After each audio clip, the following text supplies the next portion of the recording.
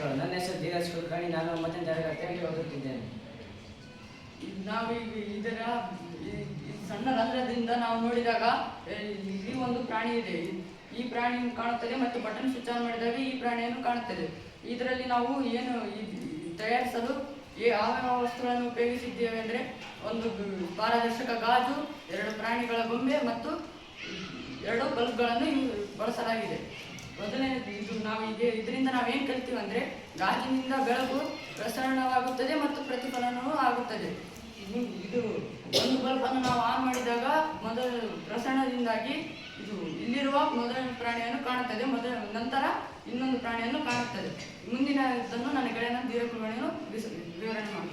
ಈಗ ಈ ಒಂದು ಪ್ರಾಜೆಕ್ಟ್ ಹೇಗೆ ವರ್ಕ್ ಆಗುತ್ತೆ ಅಂತ ನೋಡೋದಾದ್ರೆ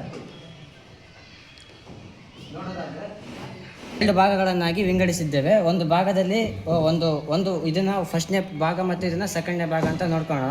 ಈಗ ನಾವು 1ನೇ ಭಾಗದಲ್ಲಿ ಲೈಟ್ನ ಆನ್ ಮಾಡಿದಾಗ ಬೆಳಕು ನೇರವಾಗಿ, ಅಂದರೆ ಇಲ್ಲಿ ಮಧ್ಯೆ ಇಟ್ಟಿರೋ ಬಣ್ಣದ ಗಾಜಿನಿಂದ ಬೆಳಕು ನೇರವಾಗಿ ನಮಗೆ ಆ ರಂಧ್ರದಿಂದ ಕಾಣಿದಾಗ ಇಲ್ಲಿಟ್ಟಿರೋಂಥ ಈ ಒಂದು ಗೊಂಬೆಯು ಅದೇ ಗೊಂಬೆಯ ಪ್ಲೇಸ್ನಲ್ಲಿನೇ ಇಲ್ಲಿ ಇನ್ನೊಂದು ಬಲ್ಬ್ನ ಆನ್ ಮಾಡಿದಾಗ ಆ ಕೋತಿ ಕಾಣುತ್ತದೆ. ಅಂದರೆ ನಾವೀಗ ಈ ಸೆಕೆಂಡ್ ಬಲ್ಬ್ನ ಆನ್ ಮಾಡಿದಾಗ ಬೆಳಕು ಏನಾಗುತ್ತೆ ಅಂದರೆ ರಂಧ್ರದ ಈ ಬೆಳಕು ಇಲ್ಲಿಂದ ಗಾಜಿಗೆ ಬಡಿದು ಪ್ರತಿಫಲನ ಆಗಿ ನಮಗೆ ಅದೇ ಪ್ಲೇಸ್ನಲ್ಲಿ ಸೇಮ್ ಪಾಯಿಂಟ್ನಲ್ಲೇ ಕೋತಿ ಕಾಣುತ್ತೆ.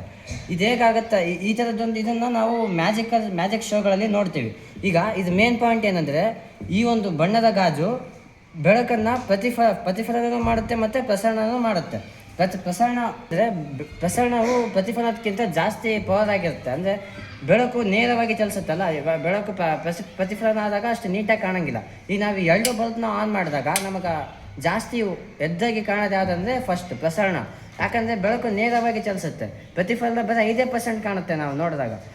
ಇದರಿಂದಾಗಿ ನಮಗೇನು ಗೊತ್ತಾಗುತ್ತೆ ಅಂದರೆ ಬೆಳಕು ನೇರವಾಗಿ ಚಲಿಸುತ್ತದೆ, ಪ್ರತಿಫಲನದಿಂದ ಚಲಿಸುತ್ತದೆ. ಬಟ್ ಅದರಲ್ಲಿ ಪ್ರಸರಣದಿಂದ ಚಲಿಸಿದಾಗ ಅಂದರೆ ನೇರವಾಗಿ ಚಲಿಸಿದ್ದು ನಮಗೆ ಜಾಸ್ತಿ ಎದ್ದು ಕಾಣುತ್ತೆ ಅಂತ ಗೊತ್ತಾಗುತ್ತೆ.